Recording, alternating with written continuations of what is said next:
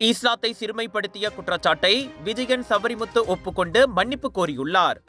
முகநூலில் இஸ்லாத்தை சிறுமைப்படுத்தி பதிவேற்றம் செய்ததை தொடர்ந்து தாம் தவறு செய்திருப்பதை சபரிநாதன் ஒப்புக்கொண்டார். இதற்கு முன் தனியார் வானொலியின் நிருபர்கள் இந்து சமயத்தை சிறுமைப்படுத்தியதால் ஏற்பட்ட சினத்தினால் தாம் இவ்வாறு செய்ததாக அவர் கூறினார். அனைவரிடமும் மனப்பூர்வமாக நான் மன்னிப்பு கேட்டுக்கொள்கிறேன். நான் அவ்வாறு செய்திருக்க கூடாது. தனியார் வானொலி அறிவிப்பாளர்கள் அவ்வாறு செய்ததால் தாங்க முடியாமல் நானும் சிறுமைப்படுத்த வேண்டிய சூழ்நிலைக்கு உள்ளானதாக விஜயன் சபரிநாதன் தனது முகநூலில் விளக்கமளித்துள்ளார். Saya minta maaf ikhlas daripada hati saya. Apa yang saya buat ni memang tak patut. Apa yang saya cakap tu pun tak patut. Dan sebab dia orang buat video tu saya pun marah, tak boleh tahan. Kali-kali kita kena hina. Tapi itu bukan alasan saya bagi untuk saya cakap yang saya buat video tu betul lah.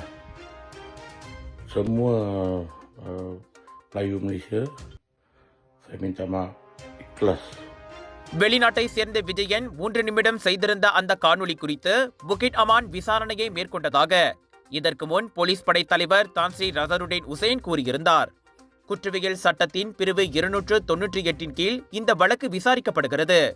இது இனம் மற்றும் சமயத்திற்கிடையே நல்லிணக்கத்திற்கு பாதிப்பை ஏற்படுத்தும் செயலாகும். அத்துடன் network வசதிகள் அல்லது network சேவைகளை முறையற்ற முறையில் பயன்படுத்துவது தொடர்பாக தகவல் தொடர்பு மற்றும் பல்லூடக சட்டம் 1998 கீழ் பிரிவு 233 கீழும் விசாரிக்கப்பட்டு வருகிறது.